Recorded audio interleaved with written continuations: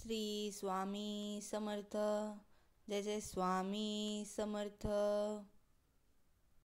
Welcome to my channel Bhakti Marg. Shri Swami Samarth. जय जय स्वामी समर्थ. ब्रह्मांड नायक स्वामी समर्थ महाराजांच्या अनेक लीला केवळ अद्भुत आणि अचंबित करणाऱ्या आहेत. स्वामींचा भक्त परिवार मोठा आहे. केवळ महाराष्ट्रात नाही तर देशभरात स्वामी समर्थ महाराजांचे मठ असल्याचे दिसून येते.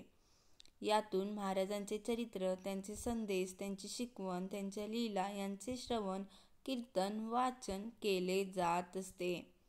स्वामी भक्तांना नियमित मठात जाता आले नाही तरी ते घरी राहून स्वामींचे नामस्मरण, उपासना करत असतात. स्वामी समर्थ पाठीशी असल्याचे अनुभव आल्याचे अनेक स्वामी भक्त सांगत असतात. स्वामी समर्थांच्या लीला असतील, त्यांची कृती असेल, त्यांची वचने असतील, ही कायम समाजाला बोधप्रद ठरत असतात. त्यातून काही ना काही शिकवण, संदेश समाजाला मिळत असते. स्वामींचे अनेक भक्त आहेत. स्वामींच्या लीला अद्भुत आहेत. असेच गोपाळपंत केळकर हे स्वामींचे भक्त आहेत. हे स्वामींचे भक्त कसे झाले याची कथा आज मी तुम्हाला सांगणार आहे. ही गोष्ट 8 जून 2012 आहे. गोपाळपंत केळकर नावाचे स्वामींचे एक भक्त होते. ते पूर्वी पोटाच्या विकाराने आजारी असत. त्यांना मरणप्रायी यातना होत. एक दिवस त्यांना असे वाटले की जो कोणी ह्या जगात ईश्वर असेल त्याने जर मला बरे केले तर पुन्हा एका भगवंतावाचून कोणाचीही चाकरी करणार नाही. असा निश्चय करताच मग काय उशीर. 8 दिवसातच त्यांची व अक्कलकोट स्वामींची भेट झाली व ते व्याधीमुक्त झाले आणि ठरल्याप्रमाणे ते स्वामींच्या सेवेत रुजू झाले. एकदा स्वामींचा मुक्काम हाचनाळ गावी पडला. सोबत 56 सेवेकरी होते. त्यात हे पंतही होते. दुसऱ्याच दिवशी पहाटे गोपाळपंत स्नानासाठी विहिरीवर गेले. गावात विहिरी एकाच. त्यात पंताकडे स्नानाचे भांडे नव्हते. त्या गावात कोणाशी ओळख पाळख नव्हती. विहिरीवर काही ब्राह्मण व थोडे शूद्र होते.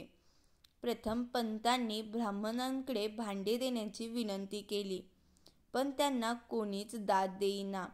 मग पंतांनी एक शूद्राकडून घागर घेऊन स्नान आटोपले. ते पाहून सेवेकरांनी त्यांची निंदा सुरू केली. त्यातच एक बळवंतराव नावाचा स्वामीसेवक होता.